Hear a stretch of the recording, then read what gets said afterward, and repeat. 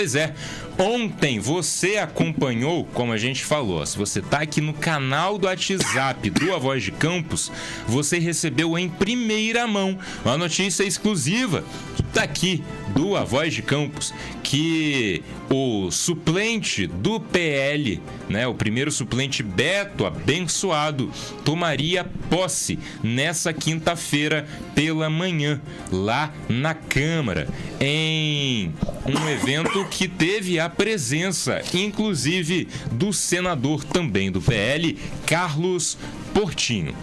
Pois é, havia uma dúvida se Beto Abençoado, primeiro suplente, ou Tony Siqueira, segundo suplente, iria ali assumir a cadeira deixada nessa terça por Nildo Cardoso, que assumiu a pasta da Secretaria de Abastecimento, Aquicultura e Pesca. Porém, foi confirmado pelo presidente da Câmara ontem, durante a sessão, para a nossa reportagem, que seria sim o Beto Abençoado. E como você está vendo, vários vereadores de base marcaram presença no evento, além do senador. E a gente confere agora o destaque dessa semana, não é? Uma entrevista com o novo vereador de Campos, agora em mais um mandato, Beto Abençoado. Na tela. E o vereador, agora empossado, Beto Abençoado, vai falar um pouquinho sobre as expectativas para esse novo mandato, né, vereador? Muito bem-vindo, muito boa tarde. Bem-vindo ao Jornal Voz de Campos. Boa tarde, né? É um prazer muito grande poder estar falando com vocês, né? Estar dando voz ao vereador, voz à população. Então, a expectativa é muito boa, né? A gente...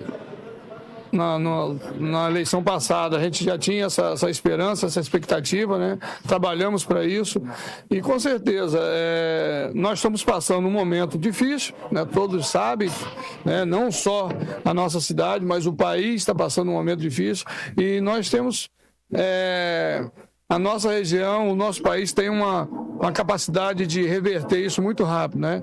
Então, a gente está com essa expectativa de um mandato de muito trabalho, muita dedicação. Nós que propriamente somos, as nossas pautas é muito voltada para o agronegócio e a gente, como o maior município produtor do estado, agora nós estamos aí numa briga muito grande com esse veto do presidente dessa PL, da 1440/2019, do nosso então deputado prefeito Vladimir Garotinho. Então, com certeza, vamos nos unir para poder derrubar esse veto. Perfeito. Vereador, parabéns mais uma vez. Obrigado. Obrigado. De volta para o Jornal A Voz de Campos. Tá aí a primeira entrevista, então, do vereador recém-empossado para mais um mandato, Beto Abençoado. E como eu te falei agora há pouco, o senador também do Partido Liberal pelo Rio de Janeiro, Carlos Portinho, esteve presente no evento e também falou com o A Voz de Campos. Uma entrevista com temas exclusivos para o nosso jornal. Você confere agora em 3 partes. A primeira sobre o veto do presidente Lula, do PT, com esse PL do semiárido, né, que foi tão batalhado pelo então deputado federal Vladimir Garotinho e que tem dado o que falar. Vamos conferir a opinião do senador? Na tela. E o senador Carlos Portinho prestigiou a posse do agora vereador recém-empossado, também do PL, Beto Abençoado, aqui na Câmara de Campos nessa quinta, e vai falar um pouquinho para a gente aqui do Jornal Voz de Campos sobre alguns temas. Primeiro, senador, muito bem-vindo a Campos, bem-vindo ao Jornal A Voz de Campos, muito obrigado pelo espaço para a entrevista. Gostaria de saber um pouco do senhor sobre a sua opinião, sei que o senhor já adiantou aqui na tribuna, quanto ao veto presidencial ao PL do semiárido. Rapidamente, só um pouquinho mais para a nossa audiência. Pietro, toda a grande audiência da Voz de Campos, muito obrigado por essa oportunidade de estar aqui hoje na posse do meu vereador, do nosso nosso vereador Beto Abençoado, apoiei, tive presente, tenho estado presente sempre aqui na cidade, ajudando a cidade de Campos. O prefeito Vladimir tem contado muito com os recursos que eu tenho encaminhado, porque tem executado também muito bem. Com relação ao veto, eu digo que aonde menos se espera que não vem nada mesmo, Do PT a gente não podia esperar nada diferente, porque parece que não conhece essa região, uma região que precisa desse incentivo para o pequeno produtor, para o incentivo de safra, do plano safra, para que a gente possa dar a melhor qualidade de vida para ele e poder dar a maior produção aqui para a região. Uma região que já foi das mais importantes, um polo rural dos mais importantes e que vem sofrendo com a estiagem, com a seca, e com a mudança desse clima. Ele é semiárido. Algumas cidades do Espírito Santo, essas entraram dentro da Sudene. A gente não quer entrar na Sudene. Sudene, inclusive, eu acho que nem é o nosso caminho. Nosso caminho é esse, reconhecer que aqui é uma região semiárida para que esse produtor rural, pequeno produtor, possa ir no Banco do Brasil, nos bancos públicos, no Caixa Econômica e buscar o crédito mais barato para que a gente possa estimular a produção aqui na cidade. O governo vetou, rompeu o acordo que foi feito um acordo no dia da votação no Senado, o governo descumpriu, vetou e a gente vai, é o que nos cabe, derrubar esse veto. Assim que tiver a sessão do Congresso, deve ser mais ao final do ano, toda a mobilização é pela derrubada do veto.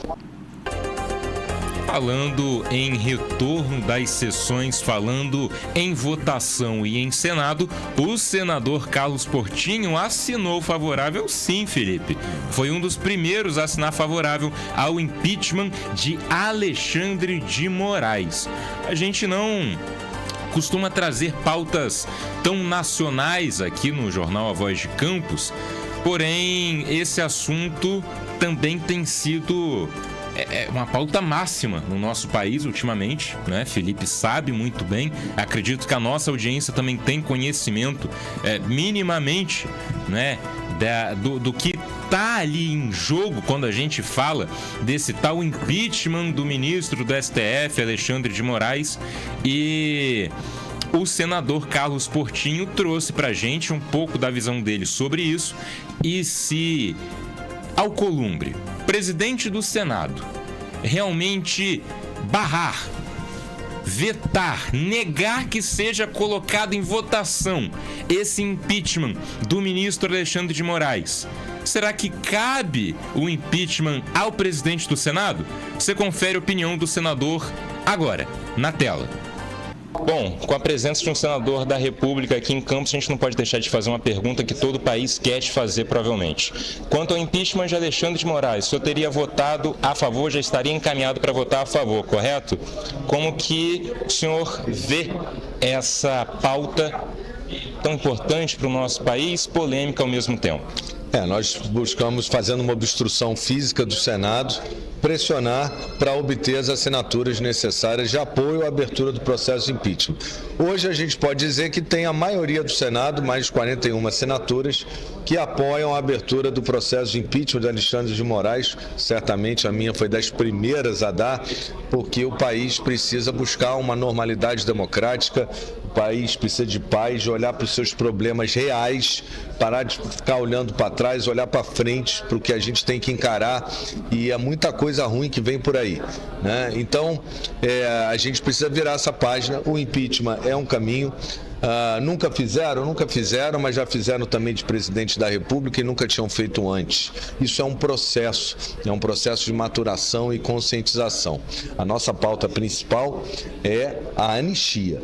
E hoje ter 41 assinaturas para a abertura do processo de impeachment é fundamental para que a anistia seja aprovada na Câmara, seja depois aprovada no Senado, que é o caminho natural, e que o STF não queira derrubar o que o Legislativo decidir acerca da anistia. Por quê? Porque teremos as 41 assinaturas e certamente num confronto novo com o Poder Judiciário, nós nos fortalecemos e abriremos o processo de impeachment. O presidente do Senado, Davi Alcolumbre, teria indicado que poderia barrar o avanço do impeachment de Alexandre de Moraes. Há uma possibilidade de ser pautado também o impeachment do presidente do Senado, Davi Alcolumbre? Não há razão para isso e nem há votos para isso. Nós somos 32 senadores na oposição, por isso a dificuldade de conseguir 41 assinaturas de apoio ao processo de impeachment, que alcançamos, né, a maioria, mas um movimento desse não seria inócuo, não daria nada. O que a gente precisa é que as ruas que nos fortalecem pressionem o presidente Davi Alcolumbre para que ele dê andamento às nossas pautas, tanto a anistia quando vier da Câmara, se Deus quiser virar, porque tem pessoas presos políticos, julgados em massa, nada parecido com o que pode acontecer numa democracia, e que possa pressionar o Davi para que abra o processo de impeachment. E pelo menos não sente em cima.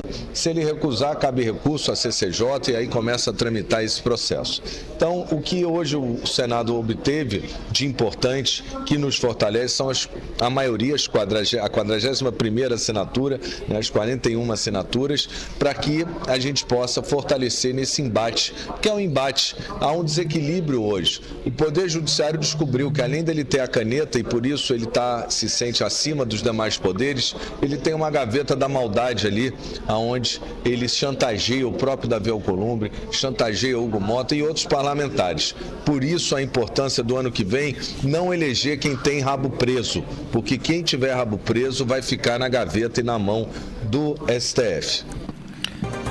Felipe, você prestou atenção nesse finalzinho?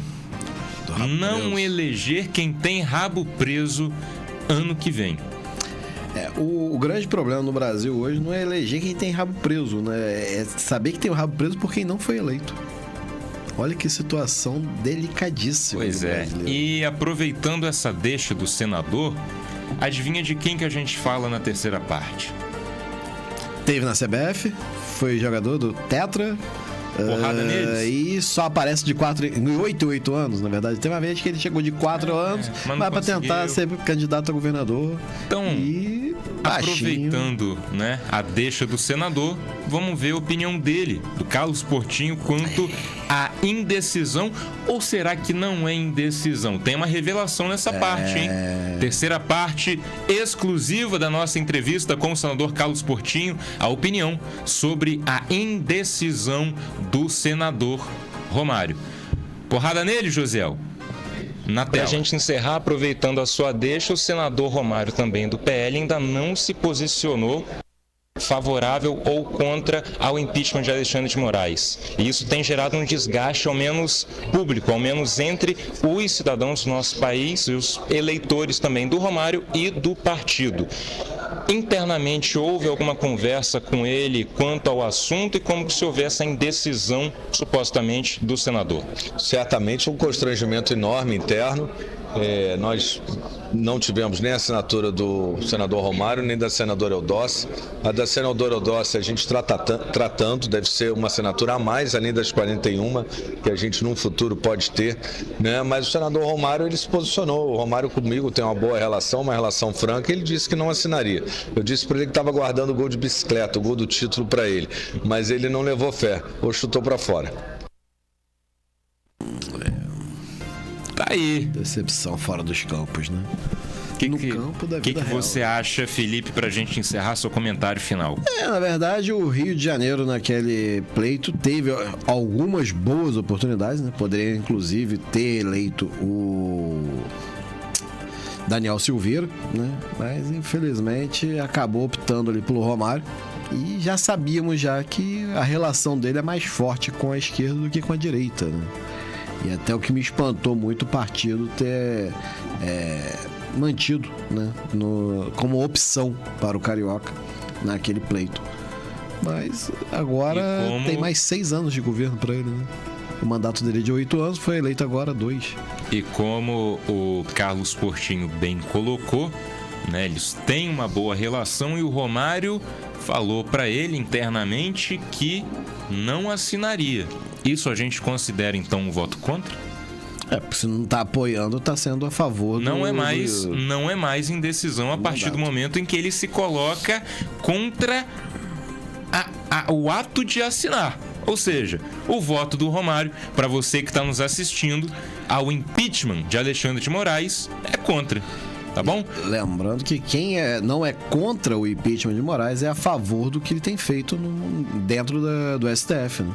E aí tá sendo contra, até ele é a favor, inclusive, da prisão do Bolsonaro, do presidente do PL e de tudo mais que o Alexandre de Moraes vem proporcionando, né, no nosso país, na história do nosso país.